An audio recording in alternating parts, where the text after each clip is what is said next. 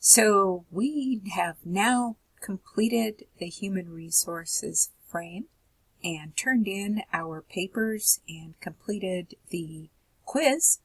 And now we're turning to the second week of the political frame. So let's take a look at the political frame in a little bit more depth. We've already talked about that the metaphor is the jungle, and that the central concept is power and conflict and competition for scarce resources and organizational politics. And we're not talking about, with organizational politics, we're not talking about the same sort of politics as we might find in the political arena for elected office, although some of the strategies are very, very similar. And we're talking about, for the leadership image, it's advocacy. And the challenge here is to develop an agenda that we can get others to follow and to maintain a power base. The belief that organizations are coalitions is central to the political frame. Coalitions meaning that parties join together to vie against other parties that have joined together for scarce resources, or to make something happen, to bring about change, for example. Differences exist among coalition members in values, beliefs, information, interests, and how you perceive reality, how you perceive what is actually the case on the ground. And those tend to be enduring differences among the different coalitions. You might see them in your organization. You might look at the coalitions as these are the old guard, for example, and vying with the new folks who've just come in. You might have something happening in your organization that your organization may have merged with someone, or they've made a change, and now there's the new way, and the people who've been, maybe they view themselves as shortchanged or undermined in some way, or somehow they need to get on board with something different. And so those differences might exist for reasons that there was change happening. There are lots of other differences and reasons for those differences, so think about them and what might be at the root of them in your organization. And as I said, the focus tends to be allocation of scarce resources. That may or may not be funding, but certainly funding is one of those scarce resources. I know at the university this is budget time, and what we do is the various departments and programs bring forward their desire for use of their budget and keeping the same budget and usually increasing their budget. And here's the reason that they want to do that. And so they want to sell the listeners and those who allocate the budget on their good idea. You may do the same thing in your organization, is vie for funding. But there are other resources, aren't there? And, for example, one of the things that university professors want to be able to do is travel and present their research. But there's very little funding to go around. So we can't travel unless we are presenting our paper or some new idea. And so, but different areas of the university have different allowances for being able to do that. Scarce resources are also people. We may want to have a new person hired, or a new person move from one organization to another, or to merge with an organization. Those are scarce resources too. So think about what those resources are and how people vie for them in your organization. So there's a little equation, if you will, scarce resources plus enduring differences equals conflict for power. And power is what everyone in a political view is after. The decision strategy is to bargain and jockey for position. So we're looking for the sources of power being coming from lots of different areas. Sources might be that you're actually the top person in your organization. So you have a power through authority, or maybe authority because you are an expert, subject matter expert in your area. And so people turn to you and you have power because of that expertise. Information and expertise is part of that. Maybe you hold the purse and you hold the control for rewards. And so people look to you to see, can you loosen that purse a little bit and give us a little bit of what's inside? Or your coercive power. Maybe some way that you are able to wield power by saying, if you don't, I will do this. And that would be coercive. Alliances and networks, again, joining forces for coalitions, saying we're all together here, and so because we're together, working as a coalition, then we want more power, because we've already agreed we're locked arm in arm. Access and control of agendas. This is what we're going to talk about, and not these other things that you would like to see brought forward. We're going to talk about these things. So the chair of an organization for which there's conversation and decisions is a person in power. And then the person who is able to spin things, to frame things in a way that they control the meaning and control the symbols, is better able to, quote unquote, sell or frame up that person's view of the world and then wield that view of the world in such a way that resources come to that individual. Have you known those kinds of people? They're wonderful to have on your side. Or maybe you have personal power because you have charisma. People turn to you for one thing or another, that you are a person just maybe in the way that you are, and so you have personal power. And if so, good for you. Political skills that managers need. We need an agenda. Oftentimes there is also a strategic planning.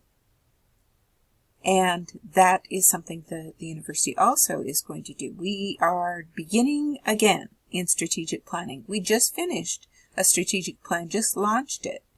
And yet we've got a new president and are going to begin again with our strategic planning. That happens. And sometimes there's a very good reason. In this case, the very good reason is that the board, state board would like us to do that. And so we are. Mapping the political terrain is knowing who the people are to go to. A network of political change agents is a very important piece to have. And know, if we're rolling out something new, who should I talk to in this area? And who should I talk to in that area to bring on board so that he, she, they can bring on board the others in the group. So that mapping the political terrain is exceedingly important to a good politician. Bargaining, negotiating, be able to create value with various groups. Let's work together to get this situation addressed. And if we lock arm in arm and go to our leaders, we're more able to wield influence. So let's do that. So that's focusing on the interests and not on the positions. We have these things in common and want to achieve X, Y, and Z. So let's work together to get those things to happen. And set aside that we work in different groups usually. And that's the way bargaining and negotiating can happen and really make a difference. Inventing options is a good way to go. And insisting on having in a meeting that there are objective criteria. Let's not go with who we like. Let's not go with something that is squishy and subjective. Let's set a standard of fairness, of equity, and say these criteria are what everyone can look to as equal, objective, measurable, and then let's work toward those things. Morality in politics has come up a lot lately, hasn't it? And in some ways derailed people in high-ranking managerial positions because things change. And actually what is considered an okay practice at some time in history can change and be an unethical practice now.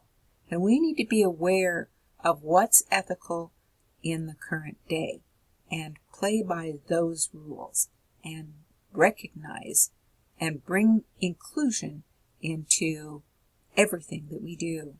It's just the way things are and the way things should be. So, for change to occur in your organization, identify the relevant relationships. Create that network, that map of who those change agents are. Assess the strength of resistors and make cheerleaders out of those change agents that those resistors might actually listen to.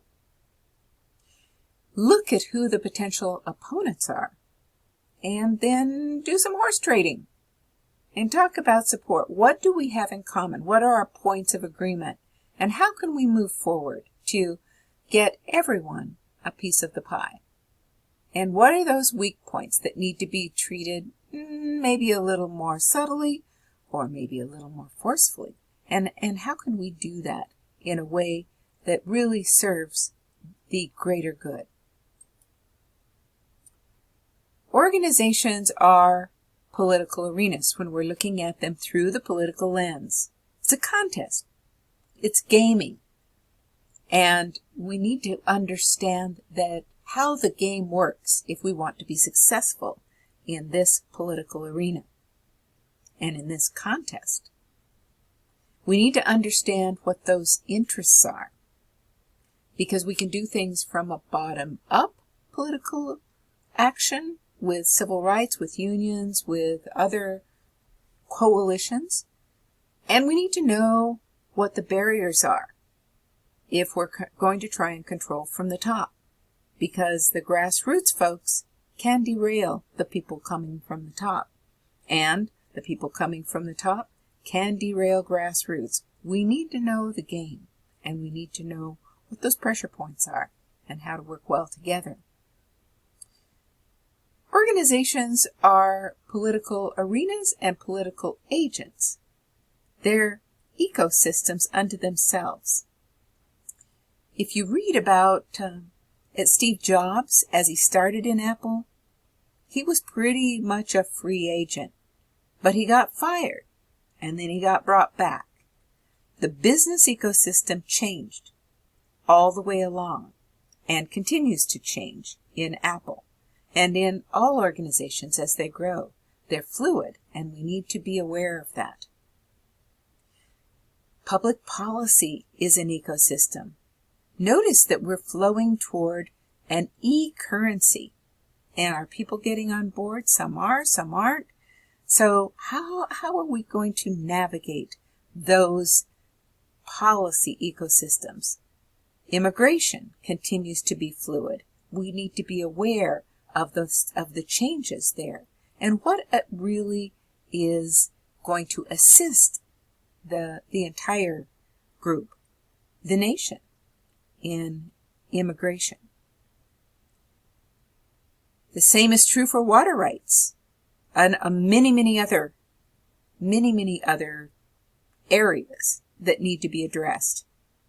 There's a business and a government ecosystem.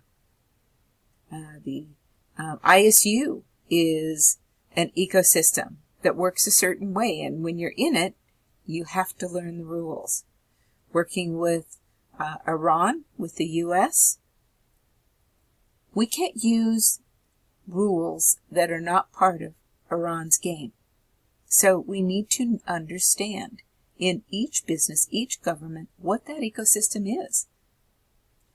And society ecosystems have their own as well. So I want you to look at these, and you can look at them kind of on your own. These are 7 habits of spectacularly unsuccessful coalitions. To see yourself or your company as dominating the environment is going to be unsuccessful. To see people as instruments is going to be unsuccessful. You've got to see people, as part of the, and need to be inclusive in the conversation. They need to be brought forward, not manipulated. You need to be considered and have a voice. So the rest of these habits, I want you to go through and think about them and see if you see these habits. Because if you do, know that they are heading for a demise. Identifying with the company completely, that's just not going to work overall. Thinking you have all the answers, being ruthless to eliminate dissenters. Oh my gosh, that is really going to be hurtful to the organization overall. To consummate image-obsessed speaker, to settle for the appearance of accomplishment and leave the business to others, to underestimate obstacles and need to be right, that and to not reevaluate and change, you are headed toward a demise. Finally, the 7th habit of spectacularly unsuccessful approaches of people, of organizations, is to stubbornly rely on what worked in the past and be unwilling to move forward and be open to change.